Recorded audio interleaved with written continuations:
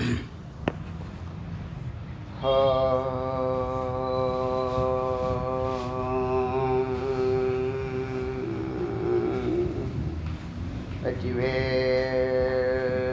முருகனுக்கு அரோகரா. ஏக குரு ஸ்ரீ ஸ்கந்த குருவே நமः. வந்தே குரு பரம்பரா. குரு பிரம்மா குரு விஷ்ணு குரு தேவோ மகேஸ்வரः குரு சாட்சாத் பரபிரம்ம தஸ்மை ஸ்ரீ குரவே நமः. குரவே சர்வலோகானாம் விசேஷே பவரோகிணாம் நிதயே சர்வவித்யானாம் ஸ்ரீ தட்சிணாமூர்த்தயே நமः. ஓம் ஆப்யாயந்து மமாங்கானி வாக்பிராணச்சக்ஷுः ஸ்ரோத்ரம் தோ பலமிந்திராணி ச சர்வாணி சர்வம் பிரம்மோபனிஷதம் மாஹம் பிரம்மம் நிராகுர்யாம் மாமா பிரம்மம் நிராகரோத் அநிராகரணமே அஸ்து வ அநிராகரணமே அஸ்து ததாத்மானி நிரதேய உபனிஷத்சு தர்மாஸே மயி சந்து ते मयि सन्तु. ओम शांति शांति शांति.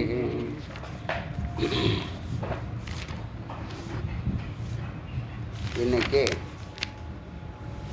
மைத்ரேயு உபனிஷத்தில் 63வது மந்திரத்துலேருந்து 72 வரைக்கும் பார்க்குறோம். நேற்று சொன்ன அகமேவ பிரம்மம், நான் மட்டும்தான் இருக்கிறேன் அப்படிங்கிற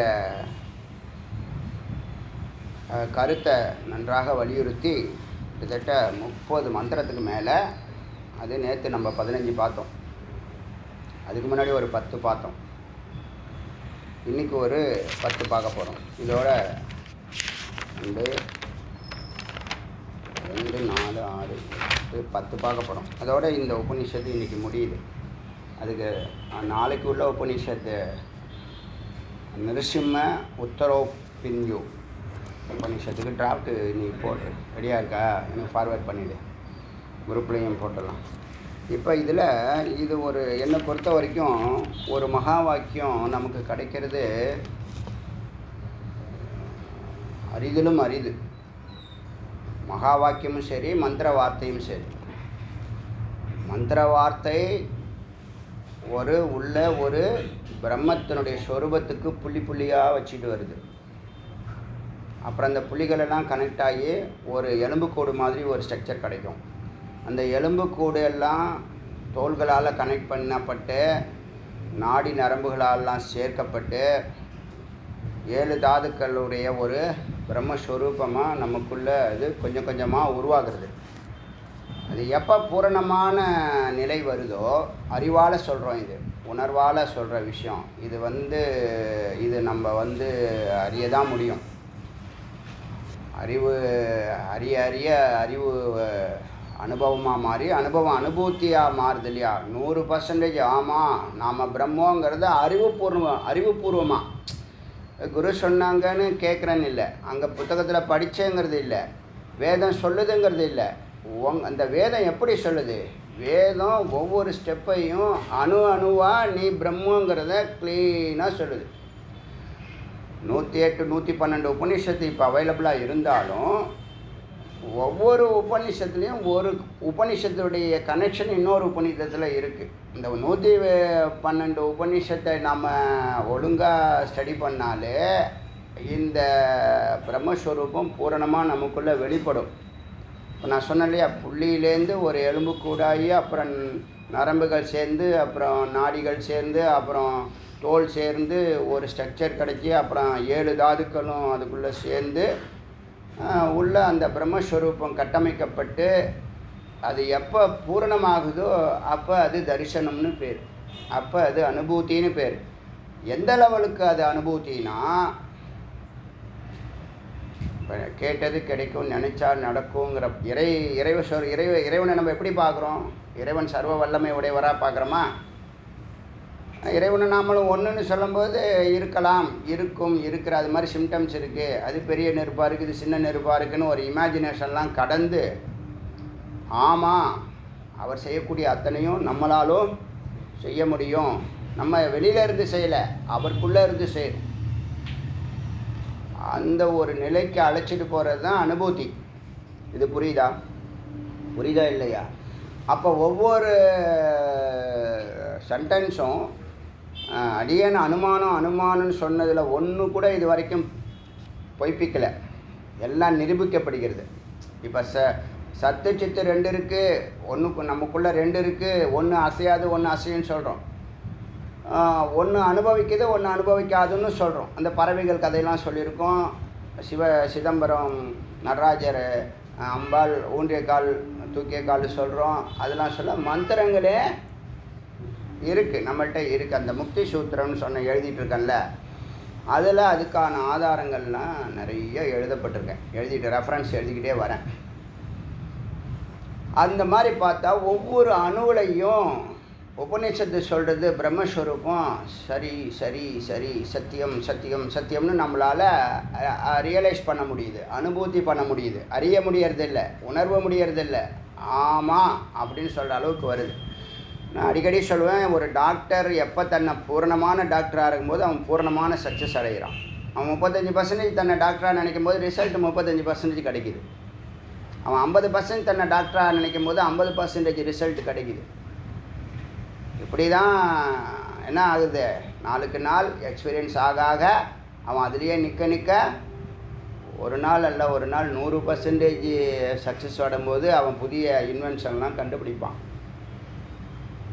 புரியுதா? அதே மெடிசனை தயாரிக்கலாம், மெடிசன் ஃபேக்ட்ரி உருவாக்கலாம், ஃபார்முலா கண்டுபிடிக்கலாம், ஆப்ரேஷன்ஸ் எக்ஸ்பர்ட்டாக இருக்கலாம். அவங்களுக்கு தானே அந்த வல்லமை வருது. ஏன் அவங்க போகிறாங்க எங்கே போகிறாங்க? ஆழத்துக்கு போகிறாங்க. எங்கே மெய்ப்பொருள் இருக்கோ, மெய்ப்பொருள் எங்கும் இருக்குது, ஆனால் ஒரு புள்ளியில் அது என்னவாயிடுது, கனெக்ட் ஆகுது. கரண்ட்டு இந்த ஒயரில் எங்கே வேணாலும் கரண்ட் இருக்குது, கண்ட இடத்துலையும் தொட முடியாது. கண்ட இடத்துலையும் தொட்டால் அந்த கரண்ட் என்ன பண்ணும், தூக்கி அடிக்கும். அப்போ ஒரு ப்ளக் பாயிண்டில் தான் நம்ம அதை நமக்கு தேவையானதை ரிசீவ் பண்ண முடியும். அதுபோல் இந்த பிரம்மஸ்வரூபங்கிறது நாம தான் இருந்தால் கூட அதை நம்ம எந்த அளவுக்கு அறிகிறோம். ஆமாம், நம்ம நல்லவங்கன்னு இப்போ தான் ஒத்துக்கிட்டோம். நம்மள்கிட்ட ஸ்வரூபம் சத்குணம் தான் இருக்குது. ஏன்னா யார் கஷ்டப்பட்டாலும் மனம் இறங்குது. டிவியில் அழுத நம்மளும் அழுகுறோம் இல்லையா? ஒரு வண்டியில் ஒரு ஒரு ஆடு அடிபட்டுச்சுன்னா நம்ம வருத்தப்படுறோம். காட்டில் ஒரு ட்ரெயினில் ஒரு யானை அடிபட்டுச்சுன்னா வருத்தப்படுறோம். ஒரு மயில் செத்து கிடந்துச்சுன்னா வருத்தப்படுறோம். ஒரு குரங்கு அடிபட்டுச்சு கையில் ரத்தம் வருதுன்னா நம்ம வருத்தப்படுறோம். ஏன் வருத்தப்படுறோம்? இங்கே இருக்கிறது தான் அங்கே இருக்குது. வேறுபாடு என்னென்னா மனம் தான் வேறுபாடு, சூக்ஷ்ம உடம்பு தான் வேறுபாடு. சூக்ஷ்ம உடம்புக்கு தகுந்த மாதிரி ஸ்தூல உடம்பு. சித்து வேறுபாடு இல்லை. சித்து தான் அதோடைய இன்னொரு ஸ்வரூபம் மாயா அல்லது மனம். மாயான்னு யார் சொல்கிறான்னா, தவறானவர்கள் பொய் பின்னாடி போகணும்னு வக்கரபுத்தி உடையவங்களுக்கு அவங்க மாயாவாக இருந்து ஏமாத்துறாங்க. சத்புத்தி உடையவனுக்கு, இறைவனை தேடுறவனுக்கு அவங்களுக்கு ஞானமாக இருந்து இறை தரிசனம் கொடுக்குறாங்க. புரியுதில்ல? இதுதான் வித்தியாசம். மாயா எது இல்லையோ அது மாயா. அது தோன்றும் நிற்கும் மறையும். சுத்தமாக இல்லைன்னு சொல்ல முடியாது. அது தோற்றம் மறைவுங்கிறது தான் கரெக்டான வார்த்தை. இது நல்லா புரிஞ்சுக்கணும். இது ஒரு பாயிண்ட்டு. இப்போது இந்த ஒவ்வொரு வார்த்தையும் அல்லது ஒவ்வொரு வாக்கியமும் அந்த வார்த்தையினுடைய அர்த்தம் புரிஞ்சால் அந்த அனுபூதி நிலைக்கு சீக்கிரம் எட்டலாம், அனுபவத்தை சீக்கிரம் அடையலாம். இப்போ அறிவாக தானே நிற்குது. சில பேர் அனுபவம் வந்துடுச்சின்னு சொல்கிறாங்க. நான் அதை உணர்கிறேன். அனுபூத்தியை அந்த வார்த்தை எனக்கு 1000 அர்த்தங்களை கொடுக்குது. எங்கே கேட்டாலும் எப்படி கேட்டாலும் அது பொருந்துது. எந்த மாதிரி சிந்திச்சாலும் அது என்னது, பிரம்மத்தை பற்றி எந்த மாதிரி சிந்திச்சாலும் அது கரெக்டாக பொருந்துது. உங்களால் மறுக்க முடியாது.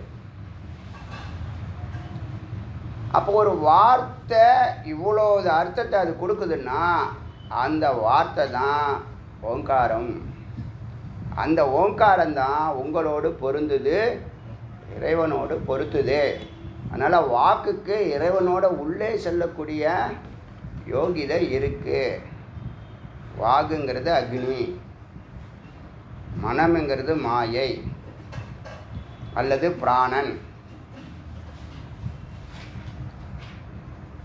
ஆச்சா, இப்போ அப்போ நான் வந்து சின்ன வயசுலேருந்து இந்த உபநிஷத்தெல்லாம் நம்ம படிக்காமல் அத்தியாயனம் பண்ணாமல் இந்த 2-3 வருஷத்துக்கு முன்னாடி சொல்கிறேன். சின்ன வயசுலேருந்து 6th ஸ்டாண்டர்ட்லேருந்து சொல்கிறேன். அதுலேருந்து பார்த்தீங்கன்னா வார்த்தைகள் என்ன பண்ணும், என்னை மோட்டிவேட் பண்ணும். உங்களை வார்த்தைகள் மோட்டிவேட் பண்ணுதா இல்லையா? சில வார்த்தைகள் மோட்டிவேட் பண்ணுதா இல்லையா? சில வார்த்தைகள் துக்கப்படுத்தும், சில வார்த்தைகள் என்கரேஜ் பண்ணும், சில வார்த்தைகள் ஆறுதல் கொடுக்கும். யார் கொடுக்குறா, யாருக்கு கொடுக்குறா? எல்லாமே ஓங்காரம் தான் இருக்கா இல்லையா? எப்படி அது மோட்டிவேட் பண்ணும்? ஒரே ஒரு வார்த்தை எப்படி மோட்டிவேட் பண்ணும்? ஒரு வார்த்தை எப்படி நம்மளுடைய மனசை ஆட்டி படைக்குது, செய்யுதா இல்லையா, செயல்படுதா இல்லையா? இது லௌகிகமாக மோட்டிவேஷன் சொல்கிறோம். பரமார்த்திகமாக அதை என்ன சொல்கிறோம்னா, அதுதான் அனுபவத்துக்கும் அனுபூதிக்கும் அழைச்சிட்டு போகக்கூடிய ஃபயர், அக்னின்னு சொல்லலாம். ஆச்சா? இப்போ இந்த உபநிஷத்தில், மைத்ரேய உபநிஷத்தில் நிறைய மகா வாக்கியங்கள், 1-2 இல்லை, குறைஞ்சது 10-12. இன்னும் நம்ம 2வது முறை ஒரு வாட்டி ரிவர்ஸ் பண்ணால் இன்னும் நிறைய வரும். நம்ம ஒரு இன்ட்ரோ கிளாஸ்லேயே விசாரம் பண்ணணும்னு போகிறதுனால மேலோட்டமாக நம்ம பேசினதுக்கெல்லாம் இப்போ வாக்கியங்கள் வந்திருக்கு. அதனால் கொஞ்சம் ஆழமாகவே நம்ம பார்க்க போகிறோம். கொஞ்சம் பார்த்துருக்கோம். இப்போ இது வரைக்கும் பார்த்ததில் மனசை தொட்ட தபஸா பிராபியத்தே சத்துவம் ஒரு வார்த்தை வந்துச்சு. சத்தை தபஸால் அடையலாம். சத்துன்னு சொன்னாலும் சரி, சத்தியம்னு சொன்னாலும் சரி, சத்துவகுணம்னு சொன்னாலும் சரி, இறைவன்னு சொன்னாலும் சரி, எல்லாம் ஒன்று தான். எல்லாம் என்னது? அதான் பிரம்மம். அது கடைசி நெருக்கத்தில் இருக்குது. சத்துங்கிற வார்த்தை அதனுடைய முதல் வார்த்தை. அதுக்கப்புறம் அது சித்தா மாறி, பிராணனா மாறி, அவித்யாவாக மாறி, புத்தியாக மாறி, அகங்காரமாக மாறி இப்படிலாம் பார்த்தோம். டெய்லி பேசிகிட்டு இருக்கோம். அதெல்லாம் நீங்கள் தெரிஞ்சுக்க வேண்டும். அதெல்லாம் மனனம் பண்ண வேண்டிய விஷயம். உங்கள் மறக்கவே கூடாது. 10 சட்டை சித்து எப்படி போட்டதுங்கிறத நீங்கள் கரெக்டாக புரிஞ்சுக்கணும். புரிஞ்சுக்கிட்டீங்கன்னா அதுதான் நாமங்கிற அந்த அறிவு கொண்டு வரும் பாருங்கள். அப்போ ரொம்ப அமிர்தமாக இருக்கும், ரொம்ப ஆனந்தமாக இருக்கும். புரியுதா? ஏகரசமாக இருக்கும். இப்போ ஏகரசமாக யாரால இருக்க முடியல இல்லையா? ஏகரசம்னா என்னன்னா, பரம்பருடைய ஸ்வரூபம் என்னன்னா சாந்த ரசம், சாந்தி அல்லது சாந்தம். இந்த சாந்த ரசத்தில் இதுதான் 9 ரசங்களும் வருது. காமம், அன்பு, வீரம், கருணை, எல்லா ரசமும் அதில் தான் வருது. சிருங்காரம் எல்லாம் வருது. இந்த 1 சாந்தமாக இருக்குது, இந்த 9 பல வெரைட்டி கொடுக்குது. பொதுவாகவே தத்துவம் என்னன்னா, ஆண் வந்து சாந்த ஸ்வரூபம் தத்துவம். அது ஆண் பெண்ணு நீங்கள் உருவத்தை பார்க்கக்கூடாது, தசை நாடி நரம்புகளை பார்க்கக்கூடாது, தத்துவத்தை பார்க்கணும். தத்துவத்தை பார்த்தீங்கன்னா சித்து வந்து ஜெகத்து, சத்து வந்து சுவாமி. இப்போ சத்து இல்லைன்னா சித்து இல்லை, சித்து இல்லைன்னா சத்து இல்லை. அதில் எந்த ஒரு சின்ன ஒரு அணு அளவு கூட சந்தேகமே வரக்கூடாது. சத்து சும்மா இருந்தால் ஒன்றும் பிரயோஜனம் இல்லை. சித்து தனியாக செயல்பட முடியாது. சத்து தனியாக சும்மா இருந்து ஒன்றும் பிரயோஜனம் இல்லை. அப்போ சத்து சங்கல்பம் பண்ணும் போதெல்லாம் சித்து வெளிப்படுது. முதல்ல வெளிப்படுறதுனால அந்த சித்து தான் பிராணனாக வெளிப்படுது. இந்த சித்து தான் பிராணன் தான் எல்லாமா இருக்குது. இந்த உலகத்தில் உள்ள எல்லாமா இருக்கிறது என்னது? பிராணன். உதாரணத்துக்கு சொல்லணும்னா, ஆகாசம் வாயு மூலக்கூறுகளால் நிரப்பப்பட்டிருக்குன்னு வச்சுங்க. ஒரு வெட்ட வெளி தானே அது. நான் உதாரணத்துக்காக சொல்கிறேன், ஒரு அனுமானத்தில் கூட சொல்கிறேன். ஏன்னா அதை ஸ்கையை பற்றி, ஸ்பேஸை பற்றி நிறையா இன்னும் நம்ம தெரிஞ்சிக்க வேண்டியது இருக்குது. அதை பேசுவோம். ஒரு வாயு மூலக்கூறுகளால் ஆக்கப்பட்டது தான் ஆகாசம்னு வச்சுங்களேன். ஆகாசத்துலேருந்து வாயுன்னு ஒன்று வந்துச்சு. அப்போ வாயுக்குள்ளே ஏதோ மூலக்கூறுகள் இருக்குது. இந்த மூலக்கூறுகள் ஏதோ 2 மூலக்கூறுகள் சேரும்போது அது அக்னியாக மாறுது. அதுதான் ஹைட்ரஜன் ஹீலியம்னு கண்டுபிடிச்சாங்க. சூரியனுக்குள்ளே ஹைட்ரஜன் ஹீலியம் தான் அதிகமாக இருக்குன்னு. இந்த ஹைட்ரஜன் ஹீலியம் வாயு தான், ஆனால் அக்னி சேரும்போது பற்றிக்குது, நெருப்பு வந்துடுது, எரியுது, அக்னியாக இருக்குது. இந்த ஹைட்ரஜன் ஹீலியம் மாதிரியே இன்னும் 2 வாயு சேர்ந்தது தான் வாட்டர், ஹைட்ரஜன், ஆக்சிஜன். இந்த வாட்டர் திண்மமாகி பல கோடி வருஷம் ஆனதுக்கப்புறம் தான் அது திடமாக பனிக்கட்டியாக மாறி, கல்லாக மாறி, மழையாக மாறினுச்சின்னு ஒரு கணக்கு இருக்குது. அப்போ எல்லாமே வாயுங்கிறது ஓரளவுக்கு ஒரு 60% புரியுதில்ல, ஒரு அனுமானத்திலேயே சொன்னால் கூட 60% புரியுதில்ல. ஆமாம், நீங்கள் இப்போ இதை எடுத்துங்க, நீங்கள் பிரம்மம் இருக்குது, பிரம்மம் ப்ளஸ் மாயா ஈஸ்வரன், அதான் முதல்ல இருக்கக்கூடிய படைப்பு. அப்புறம் அதுக்கப்புறம் என்ன வருது, காரணத்தில் இவங்க தான் 2 பேர் இருக்காங்க, மாயையும் ஈஸ்வரனும் இருக்கு, அதான் ஈசன் ஈஸ்வரின்னு சொல்கிறோம். அதுக்கப்புறம் என்னது, அடுத்தது ஹிரண்ய கர்ப்பன், யார், சூக்ஷ்ம உடம்புக்கு, அல்லது பிராணன், வாயு அல்லது ஹிரண்ய கர்ப்பன் அல்லது விஷ்ணு பிராணன். அவருக்கு குழந்தையாக பிறக்கிறது தான் அக்னி. அப்போ பிராணனுக்கு குழந்தையாக பிறக்கிறது தானே அக்னி. அதுதான் பிரம்மா அவர் நாபிலேருந்து வந்தார் நம்ம பக்தி யோகத்தில் நம்ம சொல்கிறோம். ஒரு இமேஜினேஷன் புரியுதா? அதுக்கு காரணம் ஈசன். இப்போ சூரியனை பற்றி எடுத்துக்கிட்டோம்னா ஒரு பாயிண்ட்டு ஆதாரமாக இருக்குது, அது ஈசன். அதுக்குள்ளேருந்து நிறைய காற்று வருது, அது பிராணன், ஹிரண்ய கர்ப்பன், நாராயணன் அல்லது விஷ்ணு. சூரிய நாராயணன் சொல்கிறோமா, அது வெப்பமும் வெளிச்சமாக இருந்தது, நெருப்பாக வெளிப்படுறதுனால அது பிரம்மா அல்லது விராட்டு. அப்போ ஈசன், ஹிரண்ய கர்ப்பன், விராட்டுன்னு பார்த்துருக்கோமா? ஈசன், ஹிரண்ய கர்ப்பன், விராட்டுன்னு பார்த்துட்டோமா? ஈசன், அதாவது ஈசன், விஷ்ணு, பிரம்மான்னு பார்த்துட்டோமா? அடுத்தது இன்னொரு பக்தி யோகத்தில் சொன்னோம்னா சிவம், சக்தி, முருகன்னு சொல்லலாம். பொருந்துதா? சிவம், சக்தி, சித்து என்னவா மாறுது, முதல்ல வெளிப்படுறது. சுவாமி சங்கல்பம் பண்ணோன்னு எங்கே சங்கல்பம் பண்ணுவாங்க? மனசில் தானே சங்கல்பம் பண்ணுவாங்க. மனம்தான் அம்பாள், மனம்தான் அம்பாள் தான் விஷ்ணு. கனெக்ட் ஆகுதா? எங்கேயாவது மாற்றி பேசுதா? எல்லா உபநிஷத்தும் ஒரே கான்செப்டை, பக்தி யோகமாக இருக்கட்டும், ஞான யோகமாக இருக்கட்டும், ராஜயோகமாக இருக்கட்டும், வெவ்வேறு வார்த்தைகளை சொல்லுதே தவிர ஒன்றா தான் சொல்லுது. புரியுதா? பிராணன் தான் ஜகத்து. அப்புறம் இன்னும் சொல்லப்போனால் எல்லா ஜீவராசிகளும் சித்து இருக்குன்னு சொல்கிறோமா? எல்லா ஜீவராசிகளும் சித்தாக இருக்கிறது, உயிராக இருக்கிறது, அதை செயல்படுத்துறது இந்த அம்பாள் தான், சக்தி தான். அதை பிராணன் சொன்னால் விஷ்ணு, பக்தி யோகத்தில் சக்தி, வேதாந்தத்தில் சித்து. இது புரியுதா? இப்போ எல்லா தேவர்களும் யார்? எல்லா உயிர்னு சொன்னால் தோன்றுனா அவங்க எல்லாம் அம்பாள் தான், தோன்றாமல் இருந்தால் சிவம். அது புரியுதா? இப்போ அந்த சிவத்தை தபஸா பிராபியத்தே சத்துவம் அப்படின்னு பார்த்தோம். சித்தமேவ சம்சாரம், சித்து தான் சித்தமாக மாறி இருக்கு. நம்மளுடைய சித்தந்தான் சம்சாரம். இப்போ சம்சாரம்னா ஒரு வீடுன்னு வச்சுங்க, வீடையும் சொல்லலாம், ஒரு உலகத்தையும் சொல்லலாம், ஒரு ஊரையும் சொல்லலாம். இப்போ உங்கள் சித்தந்தான் உங்கள் வீடு. இப்போ நீங்கள் ஒரு வீடு வாடகை வீட்டில் இருந்தாலும் உங்களுக்கு பிடிச்சாதான் அங்கே அந்த வீட்டை புக் பண்ணுவீங்க. வீடு கட்டுறவங்களாக இருந்து நல்லா பணம் வச்சுருந்து பார்த்து கட்டுறவங்களா இருந்தால் எப்படி பண்ணுவீங்க? பார்த்து கட்டுறதுனா என்னது? உங்கள் மனசுக்கு பிடிச்ச மாதிரி இங்கே ஹால் இருக்கணும், இங்கே பார்க்கிங் ஏரியா இருக்கணும், இங்கே கிச்சன் இருக்கணும், பெட்ரூம் இருக்கணும், அது இருக்கணும், இது இருக்கணும், பார்த்து கட்டினது அது நீங்கள் தானே. நீங்கள் என்ன நினைக்கிறீங்களோ சங்கல்பத்தை, அது மனம் என்ன பண்ணுது? பஞ்சபூதங்களை சேர்த்து பொருளாக்கி கொண்டு வருது. இப்போ ஒரு காலகட்டத்தில் இப்போ நீங்கள் நினைக்கிறது உங்களுக்குள்ளே தான் அந்த பஞ்சபூதங்கள் வெளிப்பட்டு ஒன்றா கூடுறதையும் பார்க்கலாம், பிரியறதையும் பார்க்கலாம். இதை தான் இந்த அவதார் பாபா, யுக்தேஸ்வர், பரமஹம்ச யோகானந்தாலாம் செஞ்சு காமிச்சிருக்காங்க. இந்த ஆட்டோபயோகிராஃபி ஆஃப் யோகி, அதில் நிறைய மிராக்கிள்ஸ் பேசுகிறாங்க. நமக்கு அது முக்கியம் இல்லை, அதெல்லாம் சித்தி சம்மந்தப்பட்டது. நம்ம என்ன உலகத்தையா படைக்க போகிறோம்?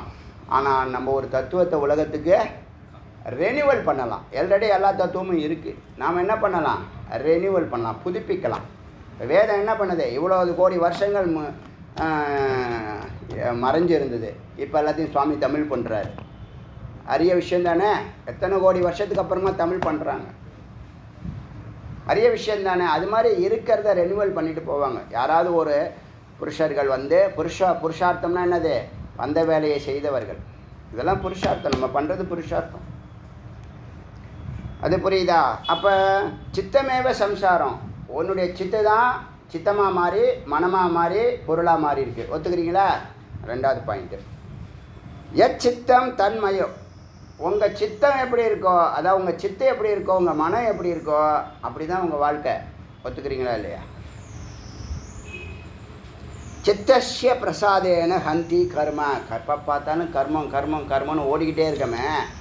எப்போ இது தொலையும்னா, எப்போ நீ அமைதிக்கு போறியோ அப்போ தான் அது தொலையும். தொலைஞ்சால் அமைதிக்கு போகலாமா? அமைதியாக இருந்தால் தொலையுமா?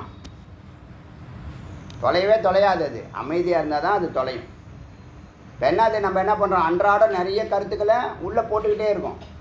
ஏற்கனவே போட்டிருக்க கருத்துக்களை செயல்படுத்துறதுக்கு 1 கோடி ஜென்மம் ஆகும். அவ்வளோ ஆசைகள் இருக்குது நமக்குள்ளே.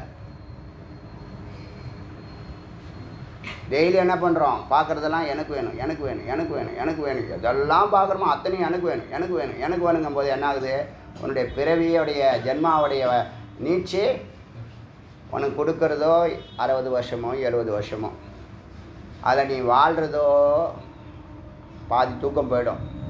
70 வருஷம்னா விட 35 வருஷம் போயிடும். பாக்கி 35 வருஷம் அதில் நீ எப்படி வாழ்கிற, ப்ரிசைஸாக வாழ்கிற, 20 to 50 மிகச்சரியாக வாழ்கிறியான்னா அதுவும் இல்லை. அதனால் என்ன ஆகுது, அடுத்த பிறவியை ஈஸியாக கண்டினியூ பண்ணுறோம். அப்போ வாழ்க்கைங்கிறது ஒரு பெரிய நீண்ட பயணமாக இருக்குது. வாழ்க்கைங்கிறது பயணங்கள் முடிவதில்லைங்கிற மாதிரி இருக்குது. அதுக்கு முடிவு கட்டுறதுக்கு தான் டேர்னிங் பாயிண்ட்டாக தான் என்ன பண்ணுறாங்க, குரு வராங்க. வேதத்தை கையில் எடுத்துக்கிட்டு வராங்க. நீங்கள் கேட்டதுனால வராங்க. நீங்கள் சுவாமிகிட்ட கேட்டதுனால இதுக்கு ஒரு முடிவு கட்டணும், நிரந்தரமான ஆனந்தத்தை நம்ம அடையணும். இல்லை நான் பயணம் பண்ணிக்கிட்டே இருக்கேன்னா பயணம் பண்ணலாம். பயணம் பண்ணுறது தப்பு இல்லை, பிறக்கிறது திரும்பி பிறக்கிறது தப்பு இல்லை. அது ஜீவன் முக்தனா மேன்மையான வாழ்க்கையாக இருந்ததுன்னா உத்தமம். உங்களுக்கும் சந்தோஷம், மற்றவங்களுக்கும் சந்தோஷம். பரோபகார்த்தம் இதம் சரீரம்னு சொல்கிறோம். இந்த உடம்பு எடுத்ததே மற்றவங்களுக்கு உதவி செய்தான்னு சொல்கிறோம். வாக்கியமும் இதுதான். நீ பர்சனலாக நீ சுயநலமாக செஞ்சாலும் நீ செய்யக்கூடிய காரியத்தினுடைய விளைவு சமுதாயத்தை தொடும். நீ சோசியலாக செஞ்சாலும் நீ செய்யக்கூடிய என்ன சோசியல் பர்சனல்னால் பணம் வாங்கிட்டு செய்வோம், சோசியல்னால் பணம் வாங்காமல் செய்வோம். இதுதான் வித்தியாசம். புரியுதா? அங்கே வந்து ஆசை இல்லாமல் செயல்படுவோம், இங்கே ஆசையோடு செயல்படுவோம். பர்சனல் எல்லாத்துலேயும் என்ன இருக்கும், ஆசை இருக்கும். சோசியல் என்ன இருக்கும், ஆனந்தம் இருக்கும். ஆசை இருக்காது, ஆனந்தம் இருக்கும். கடமை செய் பலனை எதிர்பாராதன்னு சொல்கிறது யாருக்கு, சோசியல். பர்சனலாக அவன் சொன்னால் ஒத்துக்குவான், நான் கிரகஸ்தன்ட்ட ஒத்துக்க மாட்டான். அவன் எல்லாம் கணக்கெல்லாம் போட்டு சொல்லுவான் நம்மள்கிட்ட. நம்ம மளிகை சாமான் எவ்வளோ வாங்கணும், வீட்டு வாடகை அவ்வளோ கொடுக்கணும், பெட்ரோல் போடணும், எப்படியா வரும்னா நீ செஞ்சால் அவனுக்கு கடன் கடமையை செய் பலனை எதிர்பார்க்காதுன்னா சொன்ன தவிர உனக்கு பலன் இல்லை அப்படின்னு சொல்லலை. பலனை அவனுக்கு கொடுக்க மாட்டேன் சொல்லலை. நீ வருஷம் ஃபுல்லாக செஞ்சுக்கிட்டே இருக்கணும், ஆனால் உனக்கு ஒன்றுமே கொடுக்க மாட்டேன்னா சொல்லுது. அப்படி யாராவது இருக்காங்களா? உலகம் ஒரு சத்தியத்துக்கு கட்டுப்பட்டு தானே இயங்குது. அப்புறம் எப்படி விடும்? நீங்களே பார்த்துருப்பீங்களே, நீங்கள் செஞ்சு உங்களுக்கு வர வேண்டிய பணம் வராட்டினா கூட இன்னொரு விதத்தில் அது வரும். உங்களுக்கு என்ன வரணுமோ அது வந்து தான் இருக்குது. உங்களுக்கு என்ன கொடுக்கப்படணுமோ அது கொடுக்கப்பட்டு கொண்டே தான் இருக்குது. அதனால் அமைதிக்கு போகணும். இப்போ சங்கல்பத்தில் எல்லா காரியத்தை முடிக்கிறதுக்கு காரணம் என்ன, நீங்கள் நினச்சோடனே செஞ்சீங்கன்னா 1000 வேலை செய்யணும். சங்கல்பத்தால் செய்யணும்னா 1000 வேலையை ஒரே சங்கல்பத்தில் செய்யலாம். அதுக்கு தான் அந்த சூக்ஷ்மமான அறிவு நிலையை தொட்டால் அதுக்கு தகுந்த வேலை செய்வீங்க, அதுக்கு தகுந்த வருமானம் அதிகப்படுத்தப்படும், அதுக்கு தகுந்த ஓய்வு கிடைக்கும். இப்போ ஓய்வு இல்லாத காரணம் என்ன தெரியுமில்ல, ஆசை அதிகமாக இருக்குது, வேலை அதிகமாக இருக்குது. வேலை நிறையா செஞ்சால் பணம் அதிகமாக வராது, வேலை சூக்ஷ்மமாக செஞ்சால் பணம் அதிகமாக வரும். இதுதான் டெக்னாலஜின்னு சொல்கிறோம். சுந்தர் பிச்சைக்கு 1200 கோடி அப்படின்னா என்ன பண்ணுறாரு, அப்படி உங்களை விட சூக்ஷ்மமான நுண்ணறிவு சேமிச்சிட்டார், செய்து காமிச்சிட்டார். நம்மளை மாதிரி 5க்கும் 10க்கும் அலையணுங்கிற அவசியம் இல்லை. ஏன், ஒரு ஒரு ஒரு பாயிண்ட்டை ஃபோக்கஸ் பண்ணார், அதை ரீச் பண்ணார், அதை செஞ்சு காமிச்சார். இப்போ உலக நாடுகள் எல்லாம் அவர் மேலே படையெடுக்குது. இதான விஷயம். ஆனால் ஸ்பெஷல் அறிவு போய் கடையில் கொடுத்து வாங்கிட்டு வந்தாரா? தபஸ் பண்ணியிருக்காரு. தபஸ் பண்ணாமல் அறிவு கிடைக்குமானா கிடைக்காது. அறிவுனால என்னது, ஒன்றில் நிற்கிறதுனா தபஸ். தபஸ்னால் என்னது, சத்காரியத்தை வெற்றி அடைகிற வரைக்கும் விடாமல் செய்கிறது தபஸ். இப்போ இது வரைக்கும் நம்ம தபஸ்ங்கிற வார்த்தைக்கே அர்த்தம் இல்லாமல் வாழ்ந்துட்டு இருந்தோம். வாழ்க்கையில் தவமே பண்ணுறதில்ல. ஒரு வேலையை செய்கிறோம், என்ன பலன் கிடைக்குதோ அதை அனுபவிச்சிடுறோம். நமக்கு போகத்துக்காக தான் வேலையை செய்கிறோம். பணம் வரும், சந்தோஷமாக இருக்கும், அதுக்கு தான் வேலை செய்கிறோம். வேலையை செஞ்சால் பணம் வரும், அப்புறம் போகிக்கலாங்கிறது 1 2 3 வந்து 3 2 ஒன்றாக்கிட்டோம். போகத்துக்காக தான் வேலை. ஆக்சுவலாக என்ன பார்த்தீங்கன்னா வேலைக்காக தான் போகும். இப்போ நீங்கள் செய்கிற வேலை இருக்குல்ல, வேலை செஞ்சால் தான் பணம் வரும். பணம் வந்தால் ஏதாவது நீ சந்தோஷம் பண்ணிக்கலாம். இப்போ அப்படி இல்லை, சந்தோஷமாக இருக்கணும், அதுக்கு பணம் வேணும், அதுக்கு எது வேணாலும் செய்வேன், அப்படி போயிடுச்சு. அப்போ குறுக்கு வழி போகுது, எல்லா தவறுகளும் பண்ணுறாங்களா இல்லையா? அது பாயிண்ட். இப்போது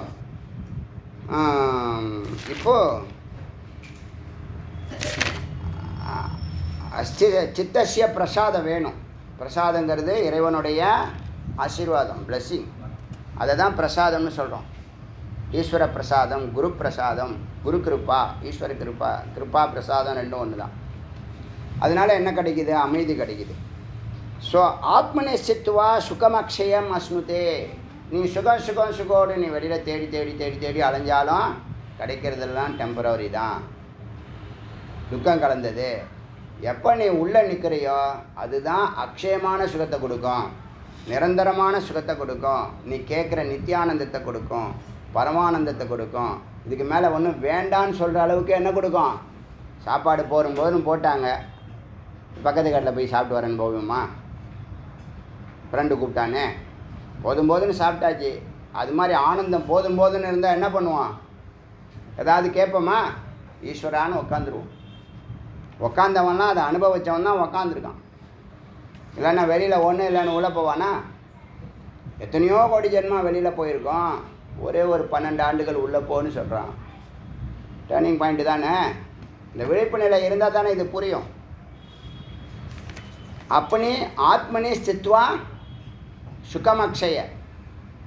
ஆத்மனி ஸ்தித்வா, உன்னுடைய ஆத்மாவில், உன்னுடைய சத்தில் சித்தான நீ சிவபோகம் பண்ணுனா இருந்தால், அமைதியாக இருந்தால், உள்ளே நுழைந்தால் அக்ஷய சுகம். அப்புறம் நித்திய சுத்த புக்த முக்த சுபாவம் தான் ஆத்மா.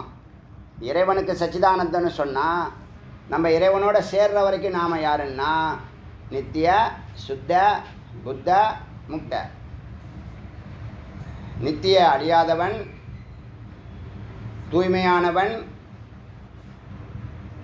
அறிவானவன், விடுதலைக்குரியவன். எங்கேயும் அவனை கட்ட முடியாது, ஃப்ரீயாக இருப்பான். ஆனால் நம்ம எப்படி இருக்கோம்? நம்மளை என்னவா நினைக்கிறோம்? மனுஷனாக நினைக்கிறோம், மனசாக நினைக்கிறோம், அறிவாக நினைக்கிறோம். நேற்று பார்த்தோம்.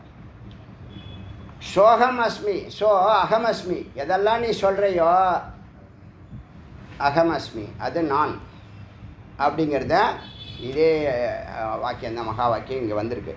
அது நானே. அப்புறம் வர்ணாசிரம தர்மத்தை நல்லா டெலீட் பண்ணுச்சு, நீக்குது, திட்டுது.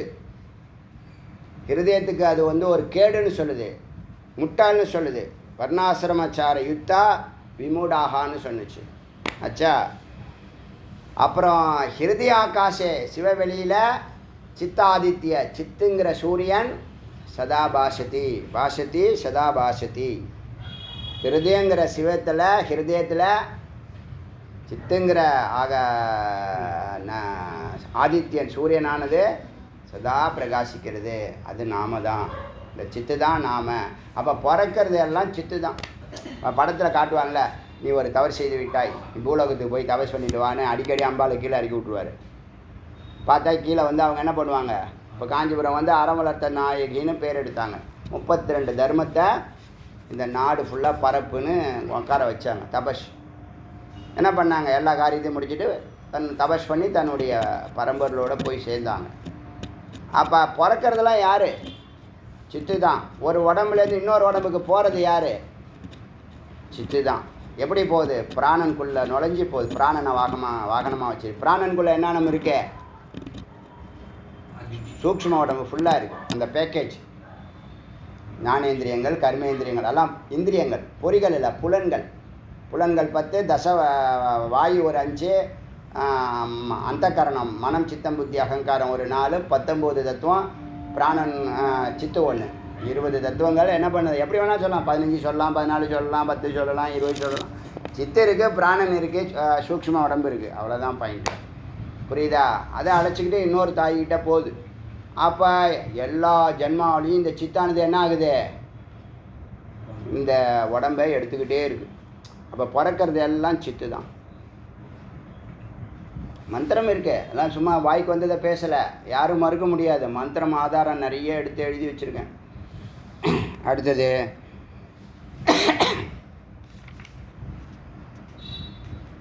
இந்த ஏகரசம் பற்றி சொன்னேன் இல்லையா, சிவன் சாந்தமாக இருக்குது, அம்பாள் 9 ரசமாக இருக்காங்கன்னா, இந்த சாந்தமாக இருக்கிற சிவத்தை அடிக்கடி நிறைய சக்திகள் என்ன பண்ணோம் வந்து இடிச்சுக்கிட்டே இருக்கும். இப்போ ஒரு வருஷத்துக்கு ஒரு 100 முறையாவது உங்கள் லட்சியத்துலேருந்து உங்களை விலக வைக்கிறதுக்கு. இப்போ நீங்கள் ஒரு முடிவு எடுத்துருக்கீங்கல்ல, இந்த 12 ஆண்டுகள் தபஸ் பண்ணணும், சித்து சத்தோட சிவபோகம் பண்ணணும்னு ஒரு முடிவு எடுத்துருக்கீங்களே, எப்போ எல்லாம் நீங்கள் ஆடு மாடு மாதிரி இருக்கீங்களோ எல்லாம் பேசாமல் சர்வசாதாரணமாக நடந்துகிட்ருக்கோம். எப்பயாவது நீங்கள் ஒரு கொள்கையை முடிவு பண்ணிங்க வச்சுங்க, டார்கெட் ஃபிக்ஸ் பண்ணிங்க வச்சுங்க, அப்போ தான் எல்லா துஷ்ட சக்திகளும் விழிப்படையணும் பலமுறை சொல்லியிருக்கேன். அது மாதிரி இந்த ஏகரசமாக இருந்தால் தான் இந்த மாதிரி சாதனையை பண்ண முடியும். ஏகரசம் வந்து அரசமாக இருக்கும், சுவையற்ற இருக்கும், ஆனால் அமிர்தம். ஏகரசத்தினுடைய அமிர்தத்தினுடைய சுவை சொல்ல முடியாது. இந்த நவரசம் இருக்குது பாருங்கள், அது நிறைய சுவையாக இருக்கும், ஆனால் டெம்பரரியாக இருக்கும். அதில் நீங்கள் என்ன பண்ணீங்க, உங்கள் ஆற்றலை 9 வெரைட்டியில் 900 விதமாக அதை செலவு பண்ணுறீங்க. ஏகரசத்தில் அந்த டார்கெட் மட்டுமே கான்சன்ட்ரேட் பண்ணுறீங்க. ஒரு குறிப்பிட்ட காலம் வரைக்கும் தான், ஒரு குறிப்பிட்ட காலம் வரைக்கும் தானே டாக்டராக இருக்குது, டாக்டராக படிக்கிறான், டாக்டருக்கு படிக்கிறான், இல்லை ப்ரொஃபஸருக்கு படிக்கிறான். அதுக்கப்புறம் நீ என்ஜாய் பண்ண, அப்படி போய் இப்படி போய் எப்படி வேணாலும் பண்ணி பாரு, பண்ண முடியாது அவனால். என் தெளிவு பிறந்துடும், அறிவு வளர்ந்துடும். இப்போ என்ன போகம் கேட்குறேன், போகங்கிறது கிடைக்கிறது தானாக வர்றது. நீ போகிற ட்ராக்கில் அங்கங்கே என்ன பண்ணிக்கலாம், தண்ணி குடிச்சிக்கலாம், சாப்பிட்டுக்கலாம், தூங்கிக்கலாம், அப்படியே பயணத்தை தொடரணும். இங்கே தண்ணி நல்லா இருக்குன்னா இங்கேயே படுத்துக்கிறேன்னா அங்கேயே படுத்துக்கூடாது. இங்கே சாப்பாடு நல்லா இருக்குது, இந்த ஹோட்டல்லையே படுத்துக்கிறேன், நீங்கள் வீட்டுக்கு போங்கன்னு சொல்லுவீங்களா? அப்படி தான் நம்ம வாழ்ந்துட்டுருக்கோம்.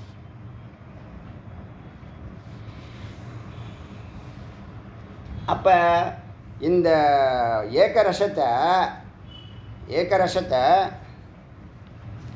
நீங்கள் முடிக்கணும்னு நினச்சா முடிக்க முடியாது போல இருக்குது. ஏகரசத்தை அங்கங்கே நான் பிரித்து பேசுகிறேன். முதல்ல மந்திரத்துக்கு போயிடுறேன்.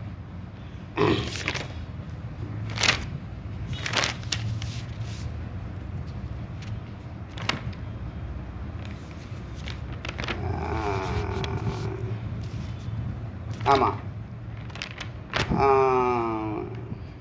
மந்திரத்துக்கு போயிடுறேன். சர்வ இந்திரிய விஹீனம். எனக்கு இந்திரியங்கள் இல்லாட்டினாலும், கண் இல்லாட்டினாலும் பார்ப்பேன், காது இல்லாலும் கேட்பேன். அது இந்திரிய விஹீனோ அஸ்மி. சர்வகர்ம கிருதப்யகம். எந்த இந்திரியம் இல்லை, ஆனால் எல்லா வேலையும் செய்வேன். சங்கல்பம். இப்போ நீங்கள் உங்கள் உடம்பை நான் பயன்படுத்திக்குவேன். இப்போ நான் ஒரு சங்கல்பம் போடுறேன், அந்த கருத்து உங்களை தொடுது, நீங்கள் செய்கிறீங்க. இப்போ நான் சங்கல்பம் போடல, ஒரு பொருளை எடுக்கிறதுக்கு எத்தனைக்கிறேன், இந்த நோட்டை எடுக்கிறது இப்படி கையை நீட்டுறேன், உடனே நீங்கள் என்ன பண்ணுறீங்க பார்த்துட்டு அவரே கீழே விழுந்து எடுக்கட்டும், நமக்கு என்னென்ன அறிவிப்பீங்க. எப்போ அந்த ஃப்ரீக்குவன்சி செட் ஆகிடுதுன்னா நீங்கள் என்ன பண்ணுவீங்க, நானாக நீங்கள் மாறிடுவீங்க. புரியுதா சொல்கிறது புரியுதா இல்லையா? இப்போ நான் இந்த நோட்டை எடுக்கணும்னு கை நீட்ட வேண்டாம், நீங்களே டக்குன்னு யாரையும் கேட்காம எடுத்து கொடுப்பீங்க. நான் சொல்லலை. அது மாதிரி என்ன பண்ணுது, சத்து எல்லா சங்கல்பத்தையும் எல்லாருக்கிட்டையும் செய்யுது. சித்து ஒன்று தானே, 1 லட்சமாக பரவி இருக்குது, 1 கோடியாக பரவி இருக்குது, 1000 கோடியாக பரவி இருக்குது. அப்போ இந்த நாட்டுக்கு யார் சிஎம்மாக வரணும்னு சத்து சங்கல்பம் பண்ணால் சித்து அதுக்கு ஓட்டு போட்டுட்டு வந்துடுது. நம்ம நினைப்போம் நமக்கு பிடிச்சவன், பலமுறை சொல்லியிருக்கேன், அது சிஎம்ஓ பிஎம்ஓ. புரியுதா விஷயம்? சங்கல்பம் மக்கள் தீர்ப்பே மகேஷன் தீர்ப்பு அல்ல, மகேஷன் தீர்ப்பு தான் மக்கள் தீர்ப்பு. அவர் தெளிவாக தான் யாருக்கு எந்த நேரத்தில் எதை கொடுக்கணும்னு ஒன்றையும் செய்து காமிச்சிட்டே வராரு. இதெல்லாம் நம்ம சிந்திக்க மாட்டோம், இது காரண காரியங்கள்லாம் நம்ம பார்க்க மாட்டோம். ஏன்னா நமக்கு நேரம் இல்லை. நம்ம அப்படி என்ன தான் பண்ணுறோன்னு நமக்கே தெரியல. சாப்பிட கூட நின்றுட்டு சாப்பிட்றான். காலையில் கோயிலில் வந்து எங்கேயோ ஆஃபீஸ் போகிறான், அவன் கோயிலில் வந்து சாப்பிட்டுட்டு போகலான்னு. இங்கே தண்ணிலாம் வசதி இருக்குது, பாத்ரூம் டாய்லெட்லாம் இருக்குது, சௌகரியமாக இருக்குன்ட்டு உள்ளே வந்து நின்றுட்டு சாப்பிட்றான். அப்போ கூட சேரெலாம் அவ்வளோ சேர் இருக்குது, உட்காந்து சாப்பிடியா, நின்றுட்டு சாப்பிடக்கூடாது. சயின்ஸும் அதான் சொல்லுது, நின்றுட்டு சாப்பிடாதுன்னு. என்ன காரணம், நேரம் இல்லை. அப்போ என்ன தான் பண்ணுறான், அப்படி தான் சம்பாதிக்கிறானா? அதுவும் இல்லை. ஸோ சர்வ இந்திரிய விஹீனம் அஸ்மி.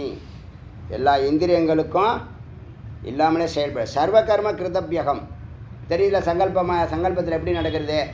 நான் அடியேன்னு சங்கல்பம் பண்ணால் தான் நீங்கள், நான் எத்தனைச்சா தான் நீங்கள் எடுத்து கொடுப்பீங்க.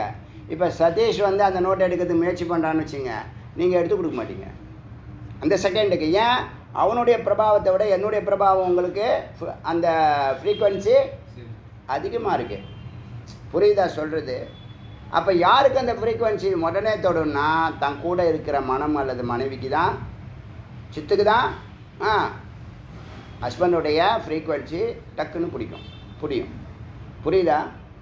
அப்படி இந்த உலகமே அதுவாக இருக்குது, உலகம் ஃபுல்லாக சித்து தான் இருக்குது. அப்போ சுவாமி என்னெல்லாம் சங்கல்பம் பண்ணுறாரோ, உற்சவமாக இருக்கட்டும், நல்லதாக இருக்கட்டும், கெட்டதாக இருக்கட்டும், எல்லாம் இறைவனுடைய அனுமதியோடு தான் நடக்குது. எங்கேயாவது இடிச்சதுன்னா சொல்லுங்கள், சந்தேகம் இருந்ததுன்னா கேளுங்க, 8:30 மணிக்கு நான் பதில் சொல்கிறேன். அச்சா, சர்வ வேதாந்த திருப்தோ, வேதத்தில் கிடைக்கக்கூடிய வார்த்தைகளால் ரொம்ப திருப்தி அடையுது.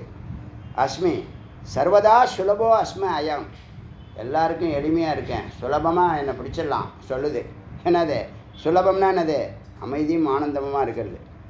முதித்தா அமுதித்தா, மகிழ்ச்சியாகவும் இருக்கிறது, மகிழ்ச்சி இல்லாமல் இருக்கிறதும் நான் தான். சர்வ மௌன பலோ அஸ்ம அகம், நான் மௌனமாக இருக்கிறதும் அதனுடைய பலனாக இருக்கிறதும் நான் தான். நித்திய சின்மாத்திர ரூப, சதா சித்தாக இருக்கேன்.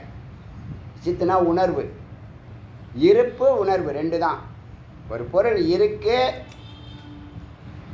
இப்போ சாவியை காமிக்கிறேன்னா இருக்கு, முதல்ல இருக்கு, சாவியாகி இருக்கு. புரியுதா? சாவியாக இருக்குன்னு தமிழில் சொல்லுவோம், சாவி ஆகி இருக்கு. எது ஆகியிருக்கு? சத்து தான் சித்தால் பஞ்சபூதங்களுக்கு சேர்த்து இந்த வேலையை, இந்த வண்டியை திறக்கணும், இந்த பீரோவை திறக்கணும்னு சாவி ஆகி இருக்கு. இருக்கிறது எது? இருக்கு தான் இருக்கு, சத்து தான் இருக்கு, இருப்பு தான் இதெல்லாம் இருக்குதுன்னு சொல்லுதோ. அதனால தான் எல்லா இடத்துலையும் ஆம் சார் வரும். தமிழில் இருக்கிறது, இருக்கிறான், இருக்கிறாள், இருக்கின்றன்னு வரும். ஹிந்தியில் ஹை ஹைம் ஹைம் அப்படி வரும். ஹோ ஹோம் இதெல்லாம் ஹிந்தியில் வரும். சம்ஸ்கிருதத்தில் அஸ்மி அஸ்ம அப்படி வருது. புரியுதா? நித்திய சின்மாத்திர ரூபோ, எப்போதும் உணர்வு ஸ்வரூபமாக இருக்கேன், எல்லாத்தையும் அறிஞ்சிக்கிட்டு இருக்கேன். அஸ்மி சதா சச்சிதானந்தமயோ, சத்தாகவும் சித்தாகவும் ஆனந்தமாகவும் இருப்பது நானே. யத் கிஞ்சித் அபி ஹீனோ அஸ்மி, சில நேரங்களில் ஒன்றுமே இல்லாத மாதிரி இருப்பேன், ஹீனமாக வீக்காக இருப்பேன். ஸ்வல்பம் அப்பி, அல்ப மாதிரி தெரியும், கொஞ்சமாக தெரியும். அப்படி இருப்பதுன்னா அது இல்லாமல் இருப்பதுன்னா. ஹிருதய கிரந்தி, ஹிருதயத்தை கட்டி வச்சுருக்கிறதுன்னா அந்த ஹிருதய கிரந்தி எல்லாருக்கும் மலர்ந்து இல்லை. ஹிருதயம் மலர்ந்துனா பூர்வ மத்தி மலர்ந்துடும், ஹிருதயம் மலர மாட்டுது. ஹிருதயம் எப்போ மலரும்னா தான தர்மங்களால் தான் ஹிருதயம் மலரும். புண்ணியம் இருந்தால் தான் இருதயம் மலரும். அதுக்கு தான் புண்ணியத்தை பண்ணு, புண்ணியத்தை பண்ணு, புண்ணியத்தை பண்ணு, தானத்தை பண்ணு. எது கொடுத்தாயோ இங்கிருந்தே கொடுத்தாய், எது எடுக்கப்பட்டதோ இங்கிருந்தே எடுக்கப்பட்டது. ஒன்றுது எதுவும் இல்லை, உங்கள்கிட்ட கடவுள் கொடுத்துருக்கான், ஏன் நீ கொடுக்கணுங்கிறதுக்காக. அவன்கிட்ட கொடுத்தா அவன் கொடுக்க மாட்டான், இவன்கிட்ட கொடுத்தா இவன் கொடுக்க மாட்டான், உங்ககிட்ட கொடுத்தா நீ கொடுப்ப, அதனால் உங்ககிட்ட கொடுக்குது. புரியுதா? அப்போ தான தர்மம் நல்லா பண்ணாதான் ஹிருதயம் மலரும். 8 இதழ் கொண்ட தாமரை ஹிருதயத்தில் இருக்கு. இதான் அங்கே தான் குகை, அதுதான் சிவ வெளி ஒளி, பெரிய வெளி ஒளி. அது நல்லா மலர்ந்தாதான் அதில் ஞான வெளி ஒளிங்கக்கூடிய உருவமத்தி பிரகாசிக்கும். ஹிருதய கிரந்தி இல்லைன்னா அது கிரந்தி என்ன பண்ணுது? ஆணவம் மாயையும் அப்படியே சுருக்கமாக இருக்கும், முகத்தில் மலர்ச்சியாக இருக்காது. எப்போ பார்த்தாலும் இஞ்சி சாப்பிட்டா அது மாதிரியே இருக்கும். ஏற்கனவே முகம் பார்க்குறதுக்கு சகிக்காது, ஏகப்பட்ட மேக்கப்லாம் போட்டு சகிக்கலை, என்ன பிரயோஜனம்? உள்ள அகம் மலர்ந்தால் முகம் மலருங்க, அது நிரந்தரம், இது டெம்பரரி. இதெல்லாம் நீங்கள் சொன்னால் ஆச்சரியப்படுவீங்க. ஒரு 6th 7th ஸ்டாண்டர்ட்லேருந்து இந்த இது அடிக்கிறது, பவுடர் அடிக்கிறது, அது அடிக்கிறது, இது அடிக்கிறதெல்லாம் ஒரு விருப்பம் இல்லாமல் போச்சு. இதெல்லாம் இந்த மாதிரி விஷயங்கள் உள்ளே போனதுனால. புரியுதா? இப்போ ஒரு ஸ்ட்ரக்சரில் இருக்கோம்னா இது இப்படி தான் லுக்கு மக்கள் பார்வையில் கொஞ்சம் சுத்தமாக இருக்கும், தூயதாக இருக்குங்கிற ஒரு பார்வையில் ஒரு ஸ்ட்ரக்சர் நல்லா இருக்கணும் இப்போ இருக்கோம். அது இதுதான் எல்லாம் இல்லை, இது டெம்பரவரின்னு நல்லா தெரியும். புரியுதா விஷயம்? இப்போ அப்படி பார்த்தா இந்த ஹீனமாக இருக்கிறதுனா தான், அல்பமாக இருக்கிறதுனா தான், இல்லாமல் இருக்கிறதுனா தான் ஹிருதய கிரந்தியாக போட்டு அதை கட்டி வச்சு மென்டலாக சிரியறதும். சில பைத்தியம் இருக்கும் வீட்டில், ஒன்றையோ சிந்திச்சு பைத்தியமாயிடும். சிரிக்கவே சிரிக்காது, என்ன பண்ணாலும் சிரிக்காது. அது ஆண்டவனாலையும் காப்பாற்று. செஞ்ச கர்மா என்ன பண்ணுது, அதுலேயே உழலை வச்சு மன உளைச்சல்னு பேர். மகா பாவத்தை உள்ளே போய்டும். அது யாரையும் அது பாதிக்காது. அது எந்த செயலையும் எல்லாம் செய்ய மெஷினாக செஞ்சுட்டே இருக்கும். எப்போ பார்த்தாலும் துக்கத்துலேயே இருக்கும். எல்லாம் செஞ்ச பாவம்தான், வேறு என்ன? செஞ்ச பாவம்தான் மன உளைச்சல், பாவம்தான் துக்கம். அது எங்கே அழைச்சிட்டு போகுது? கீழே அழைச்சிட்டு போகுது. மேலே அழைச்சிட்டு போனால் புண்ணியந்தான் மேலே அழைச்சிட்டு போகும். புண்ணியந்தான் தான் குரு வார்த்தையே உங்களுக்கு அர்த்தம் புரியும். இப்போ குரு அர்த்தம் புரியுதில்ல? ஏன்? எல்லா கதவையும் திறக்கக்கூடிய கீ அங்கே இறைவன் கொடுத்துருக்கான். இந்த கதவை திறக்க முடியாதுன்னு குருவுக்கு ஒன்றுமே கிடையாது. தெரிஞ்சுக்கங்க, எல்லா கதவையும் திறப்பார். எல்லாமே இறைவன் கொடுத்துருக்கான். ஹிருதய கிரந்த ஹீனு, அந்த கிரந்தியை ஆணவம் கர்மம் மாய ஒன்று கட்டி வச்சிருக்கல, அதை ஹீனம் பண்ணுறதும் நான் தான். ஹிருதய அம்போஜ மத்திய, ஹிருதய தாமரையினுடைய நடுவில் இருக்கிறதும் நான் தான். ஷட் விகார விகினம் அஸ்மி ஷட் கோஷ ரகித்த. ஷட் விகாரம் தான் இப்போ நான் சொன்னது. 6 விதமான காமம், குரோதம், லோபம், மதம், ஆச்சரியம், சந்தேகம், சிந்தா, பயம், மோகம், வேகம்னு நம்ம பேசியிருக்கோம். 10 சொல்லியிருக்கோம். வேதம் 6 தான் சொல்லுது, நம்ம 10 சொன்னோம். அது என்ன பண்ணோன்னா, உங்கள் அந்த ரசம் ஏக்க ரசத்தை உடைக்கும். என்ன ட்ரையாக இருக்கே, என்ன ஒரே மாதிரி இருக்கே, சரி ஒரு சேஞ்சுக்கு பீச்சுக்கு போகலாம். அப்புறம் பக்கத்தில் ஒரு பார் இருக்குது, அது பாரை போய் பார்த்துட்டு கண்ட கர்மத்தையும் தின்னுவிட்டு குடிச்சுவிட்டு குப்புற கிடக்கலாம் எங்கேயாவது. திங்கக்கிழமை தலையெல்லாம் வலிக்குதே, அப்புறம் நாளைக்கு வேலைக்கு போகிறான்ப்பான், 2 நாள் கழித்து போகிறான்ப்பான், 4 நாள் மிருகமாக வேலை பார்த்துருப்பான். மனுஷனை வேலை பார்த்து அவன் அழகாக தூங்குவான், அழகாக எழுந்துப்பான். சாப்பிட்ற சாப்பாடு முக்கியமான ரோல் பண்ணுது. அதை ஒத்துக்க மாட்டான், புரியாது அவனுக்கு. இதெல்லாம் எப்போ புரியும்? சத்துவகுணத்துக்கு வந்தால் தான் புரியும். நல்லவங்க நட்பு கிடைச்சா தான் புரியும் இதெல்லாம். அப்போ இந்த சர்டிஃபிகாரம் எப்போ நான் இடிச்சுக்கிட்டே இருக்கும். ஒரு வருஷத்துக்கு 100 முறை இடிக்கும், ஒரு மாதத்துக்கு 10 முறை இடிக்கும். நீ 10 முறை இடிக்கும் போது சர்டிஃபிகாரம் காமம் தூண்டி விடும், கோபத்தை தூண்டி விடும், பொறாமையை தூண்டி விடும், பேராசையை தூண்டி விடும், மிருகமாக மாற்றும், ரஜோகுணத்துக்கு கொண்டு போகும், தமோ குணத்துக்கு கொண்டு போகும். எல்லாம் பண்ணுறது இந்த சர்டிஃபிகாரம் தான். அப்போ எல்லாம் இப்போ எங்களை மாதிரி உள்ளவங்க எப்படி அதில் அது இடிக்க தான் செய்யும். உங்களுக்குள்ள எல்லா உணர்வுகளும் உணர்ச்சிகளும் அடியனுக்கும் உண்டு. என்ன பண்ணுறோம்? தள்ளி போடுறோம்.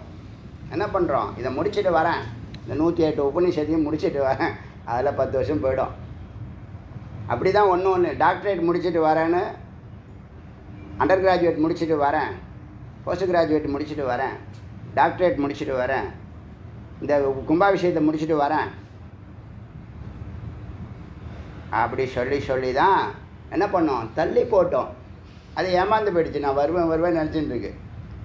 புரியுதா? அதில் எப்பயாவது ஒரு 5% அதுக்கு சாப்பாடு போட்டு தான் ஆகணும். போடலைன்னா என்னவாயிடும்? ஒன்று மிருகமாக மாற்றிடும், அப்புறம் எந்த வேலையும் செய்யாது. அதுவும் உண்டு. அதனால் பேலன்ஸ் பண்ணி தெரிஞ்சுக்கணும்.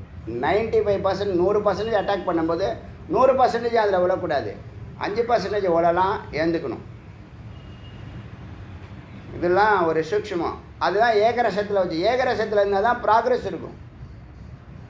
நவரசத்தில் இருந்துன்னா ஆற்றல் என்னவாயிடும்?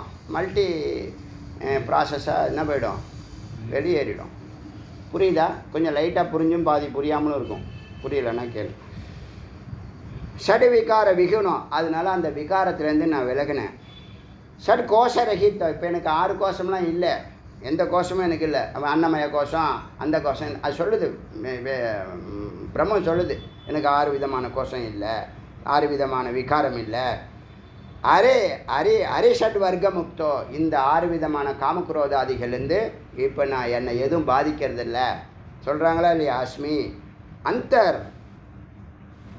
அந்தரோ, ஆகாயத்துக்குள்ளேயும் ஆகாயமாக இருக்கேன் நான் அப்படின்னு சொல்லி இந்த ஏக்கரசத்தை இடிக்கிறதுக்கு உங்களுக்கு சோதனை வருதில்ல, அப்போ நீங்கள் சோதனை வருதுன்னு தெரிஞ்சுக்கணும், அதை ஃபேஸ் பண்ணணும், டேக்கிள் பண்ணணும், பாஸ் பண்ணணும். சுத்தமாக இல்லைன்னு சொல்லக்கூடாது, கொஞ்சம் கொஞ்சம் கொடுக்கணும். ஆனால் மொத்தமாக கொடுத்துட்டோம்னாலும் போச்சு. புரியுதா? விகாரத்துக்கு ஆளாகக்கூடாது, விகாரம் வராமல் பார்த்துக்கணும். பேலன்ஸ்டு மைண்டுன்னு சொல்ல, பேலன்ஸ்டு டயட்டுன்னு சொல்கிறாங்கல்ல, அது சூக்ஷ்ம உடம்பு தான். அது சாதிக்க தூண்டுறதும் சூக்ஷ்ம உடம்பு தான், உடைக்கப்படுறதும் சூக்ஷ்ம உடம்பு தான். எதை வச்சு உடைக்கணும்? காமக்ரோதாதிகளை கையில் எடுக்குது. அதில் விகாரம் அடைஞ்சு அந்த ஏக்கரசம் ஸ்பாயில் ஆகிடும், நவரசத்தில் போயிடுவார். போச்சு. டார்கெட்டு லட்சியம் எல்லாம் ஜனவரி 1 போடுவார் டார்கெட்டு, 30 கண்டமாயிரும். யாருக்கு? சாமானியவனுக்கு. ஏன்? அவன் பேப்பர் மைண்ட், அவனுக்கு ஒரு நெருப்பு பட்டவனே டக்குன்னு எரிஞ்சு போச்சு. இன்னும் கொஞ்சம் காஸ்ட மைண்டுன்னு சொல்லுவாங்க, அதாவது உட்டில் செய்யப்பட்ட மைண்ட். அது கொஞ்சம் நேரம் எரியும், அப்புறமா அதுவும் சாம்பல் ஆகிடும். இரும்பு மனசுன்னு சொல்லுவாங்க. இரும்பு மனசு எவ்வளவு நீ நெருப்பை போட்டு எரித்தாலும் நெருப்பாகும், மறுபடியும் தன்னுடைய சொரூபத்துக்கு வந்துடும். அப்படி மைண்ட் என்னவோ பண்ணணும்? இந்த ஏகரசத்தை மெயின்டைன் பண்ணணும்னா மைண்டை அப்படி வச்சுருக்கணும். புரியுதா? அப்படி இருந்தால் தான் நீ மேலே ஏற முடியும். புரியுதா? பேப்பர் மைண்டா, வுட்டு மைண்டா, அயன் மைண்டா அப்படிங்கிறது நாம் தான் டிசைட் பண்ணுறோம். இடிக்கும் இடித்துக்கொண்டே இருக்கும், ஆனால் நாம் செய்கிறதில்ல. புரியுதில்ல? நம்மளுடைய டார்கெட்டில் இப்போ ராஜகோபுரம் எந்த ட்ரபிளும் இல்லாமல் முடிஞ்சிச்சு, எந்த ட்ரபிள் எல்லாம் வந்துச்சு, எல்லாத்தையும் டேக்கிள் பண்ணணும். அறிவு இருந்துச்சு, அறிவு இருந்தால் எல்லாத்தையும் டேக்கிள் பண்ணணும். அதான் இங்கே பாயிண்ட். சொல்ல வர பாயிண்ட் என்னன்னா, இந்த 6 எனிமிகள் 100 முறை அட்டாக் பண்ணாலும் அறிவு இருந்தால் டேக்கிள் பண்ணலாம். வேண்டான்னு சொல்லலை, டேக்கிள் பண்ணுங்கன்னு சொல்கிறேன். இடித்துக்கொண்டே இருக்கும், நாம் அசைவதில்லை. 5% அதுக்கு உணவு போடத்தான் செய்கிறோம், போட்டு தான் ஆகணும். புரியுதா? இப்போ 95% அந்த எரிச்சலில், அந்த நெருப்பில் நம்ம மேலே ஏறுறோம். ஐயோ சுடுதேன்னா போச்சு, எரிஞ்சு போயிடும். இது ஒரு பாயிண்ட். அப்புறம் சகுனமும் நிர்குணமும் நான் தான். தேச கால விமுக்தோ, எனக்கு இடம் இல்லை, நேரம் இல்லை. என்ன, எந்த காலத்தினாலையும் கண்ட்ரோல், மரணம் இருந்தால் தானே இதெல்லாம். அதனால் நேரம் இல்லை, இடமும் இல்லை. எங்கும் இருக்கிறேன், அதனால் இடம் இல்லை. எப்போதும் இருக்கிறேன், அதனால் காலம் இல்லை. திகம்பர ஆசுகோ, திகம்பர ஆகாயமாகவும் சுகமாகவும் இருக்கிறேன். நாஸ்தி விமுக்தோ, நான் சத்தியமில்லை, மித்யாவும் இல்லை. நகார சகித்தோ அயம், நகாரத்தோடு இருக்கேன், மாயோடு சேர்ந்துருப்பேன். அப்போ சகுனம், உருவம் எடுப்பேன். நான் மாயை என்னை விட்டு நீங்கி இருந்ததுன்னா நிர்குணமாக இருப்பேன், தோன்ற மாட்டேன். அகண்ட ஆகாச ரூபோ அஸ்மி, அகண்ட ஆகாசமாக இருப்பேன். அகண்ட ஆகாரம் மஷ்யம், பெரிய தோற்றமாக ஆகாரமாகவும் இருப்பேன், ஆகாசமாகவும் இருப்பேன். பிரபஞ்ச யுக்த சித்தம், பஞ்சபூதங்களோடு நிறைந்த சித்து, உடம்பாக இருப்பேன். அஸ்மி பிரபஞ்சோ ரஹித்த, உடம்பு இல்லாமலும் இருப்பேன். அச்சா, சர்வ பிரகாச ரூபோ அஸ்மி, எல்லா வெளிச்சமும். சின்மாத்திர ஜோதி, காலத்திரிய 3 காலங்களுக்கும் கடந்து, விமுக்தோ கடந்து. காமாதி ரஹித்தோ, காமாதிகள் காமக்ரோதாதிகள் இல்லாமலும். காய்காதி விமுக்தோ, உடம்பிலிருந்து விடுபட்டோம். நிர்குண, உருவம் இல்லாமலும். கேவலோ ஆஸ்மாயம், நிர்குணமாக இருப்பேன். நிர்குணந்தான் அவருடைய ஸ்வரூபம். உருவம் கொடுத்ததே நாம தான். அப்போ தான் புரியுங்கிறதுக்காக உருவத்தை கொடுத்தோம்.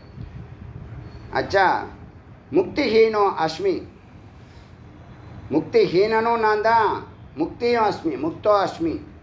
மோட்சஹீனோ அஸ்மி, மோட்சமும் அஸ்மி. விடுதலையும் நான் தான், விடுதலை இல்லாமல் இருக்கிறதும் நான் தான். சத்திய அசத்திய விஹீனோ அஸ்மி, சத்தியம் அசத்தியம், சத்தியம் மித்தியா நான் தான். சன்மாத்திர சத்தாக இருப்பதும் நான் தான். சதா கந்தவிய தேசஹீனோ அஸ்மி, எனக்குன்னு போகிறதுக்கு நாடே இல்லை. இப்போ நாம் எங்கே வேணாலும் போகிறோம். ஏன்?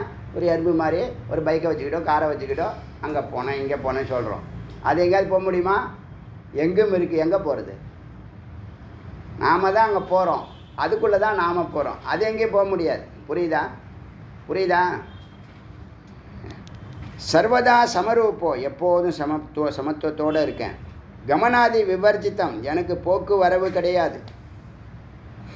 சாந்தோ அஸ்மி, அமைதியாக இருப்பேன். புருஷோத்தமன், புருஷர்களில் வந்த வேலை செய்து முடித்தவனாக இருப்பேன். கிருத்தியமாக புருஷ உத்தமனாக இருப்பேன்.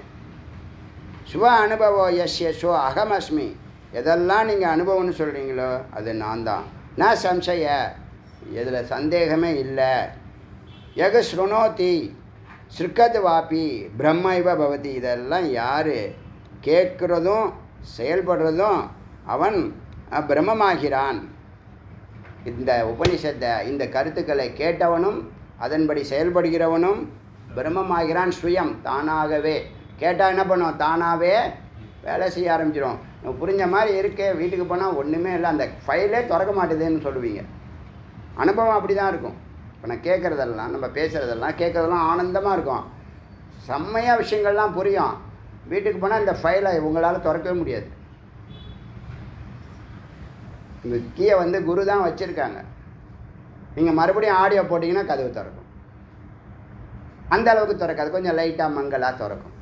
மறுபடியும் அடுத்த நாள் கிளாஸுக்கு வந்து க்ளீனாக தெரியும். அதனால் அது உபயோகம் இல்லையா ஜி, யூஸ்லெஸ் ஆஜினா இல்லை.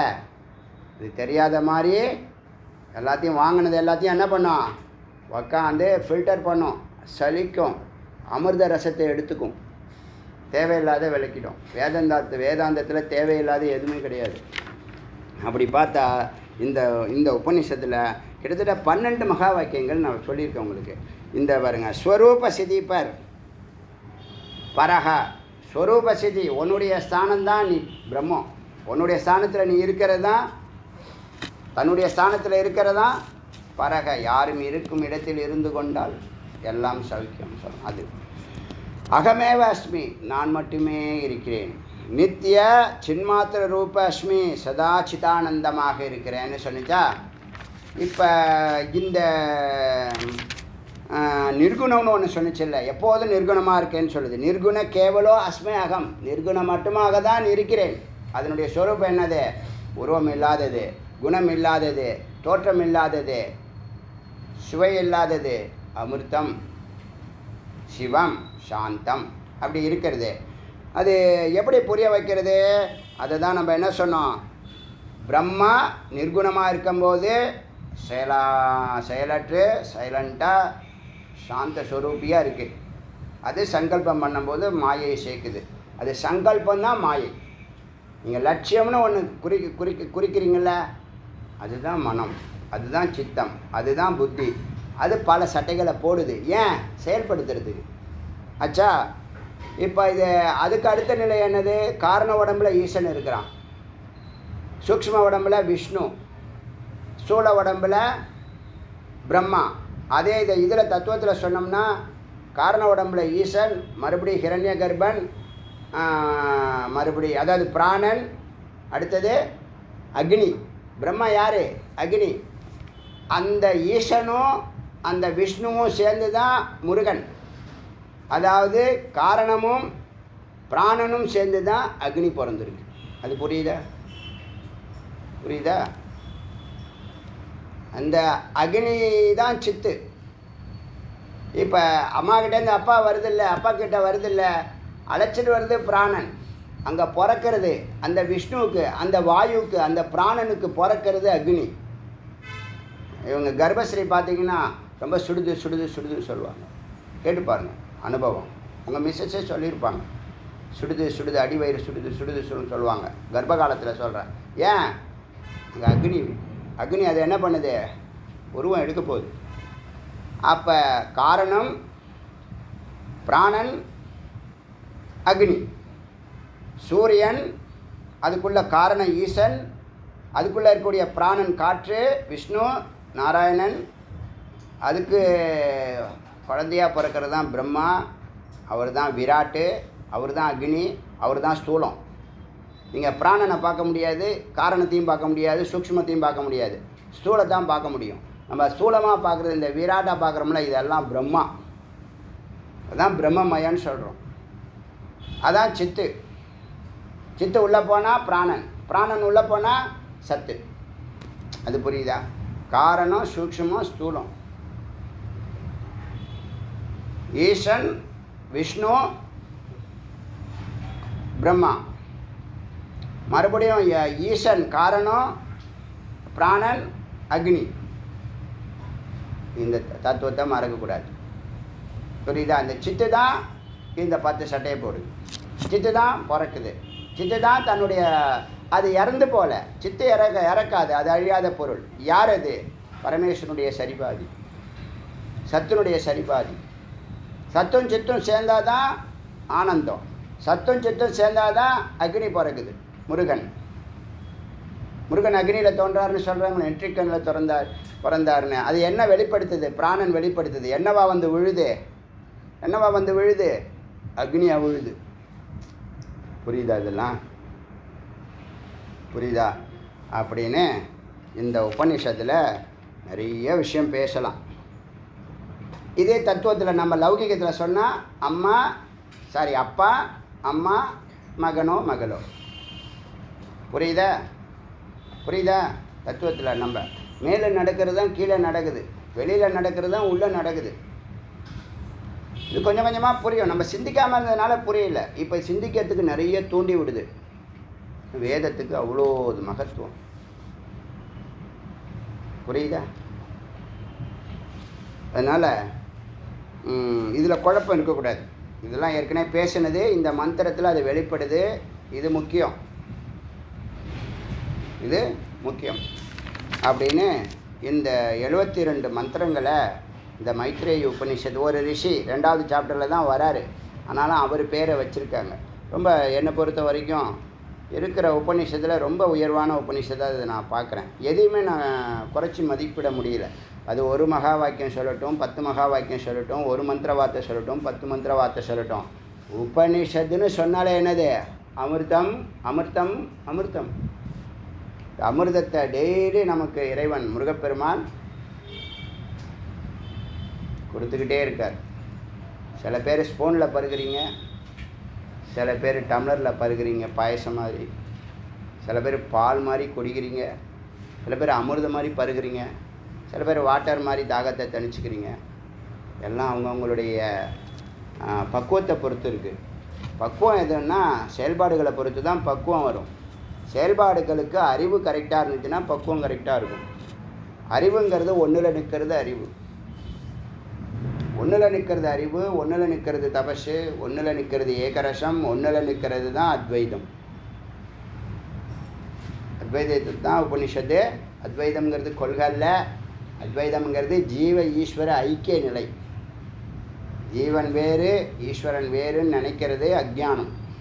அப்படி நினைக்கிறதுனால நம்ம எங்கே வாழ்கிறோன்னா மனசில் வாழ்கிறோம், இல்லை உடம்புல வாழ்கிறோம். ரெண்டே தான். உடம்புல வாழ்கிறோம், மனசில் வாழ்கிறோம். ஒரு நாள் கூட புத்தியில் வாழ மாட்டோம், சித்த ஸ்வரூபமாக போக மாட்டோம். அறிவு உலகம்னு ஒன்று இருக்குது, உருவமத்தி. அமைதி உலகம்னு ஒன்று இருக்குது, நடுநற்றி. ஆனந்த உலகம்னு ஒன்று இருக்குது, சகசிராரம். ஒரு புரியறதுக்காக ஒரு லொக்கேஷன் சொல்கிறேன். எல்லாம் நமக்குள்ளே இருக்கு. நம்ம உள்ளேயே போகாமல் வெளியிலே போயின்னு இருக்கோம். அதை ஸ்டாப் த நான்சென்ஸ்னு சொல்லி ஆகணும் போல தோணுது. அதனால் அதை நிறுத்திட்டு நல்ல சத்குருவை பிடிச்சு இந்த வாக்கியங்களெல்லாம் நன்றாக சிந்தித்து தியானம் செய்து தியானசனம் செய்து முருகப்பெருமானுடைய கிருப்பையினால் எல்லோரும் சித்தி பெறுவோம். முருகனுக்கு எத்தனை கோடி நன்றி சொன்னாலும் வார்த்தையும் இல்லை, வேறு வார்த்தையும் கிடைக்க மாட்டுது. அதனால் முருகன் கருணை அப்படின்னு தான் சொல்ல வேண்டியதாக இருக்குது. அதுக்கு மேலே என்னத்தை சொல்கிறது சொல்லுங்கள்? அமிர்தம்னு சொல்லலாம், வேறு என்ன சொல்கிறது? ஆனந்தம்னு சொல்லலாம், அறிவுன்னு சொல்லலாம். எல்லாத்தையும் தமிழ் பண்ணி கொடுத்துக்கிட்டே வராரு சலிக்காமல். எத்தனாவது உபநிஷத்து இன்றைக்கி முடிச்சிருக்கோம்? 38வது முடிச்சிருக்கோம். நாளைக்கு நரசிம்ம உத்தராபின்யோ உபநிஷத்து பார்ப்போம். நம்மளுடைய வெற்றி படிக்கட்டில் 39வது படிக்கட்டில் கால் எடுத்து நாளைக்கு வைப்போம் என்று சொல்லி முருகனுக்கு நன்றி சொல்லி இந்த உபநிஷத்தை நிறைவு செய்கிறோம். அருணாச்சல சிவ அருணாச்சல சிவ அருணாச்சல சிவ அருணாச்சல அருணாச்சல சிவ அருணாச்சல சிவ அருணாச்சல சிவ அருணாச்சல அருணாச்சல சிவ அருணாச்சல சிவ அருணாச்சல சிவ அருணாச்சல ஜிவேல் முருகனுக்கரோ.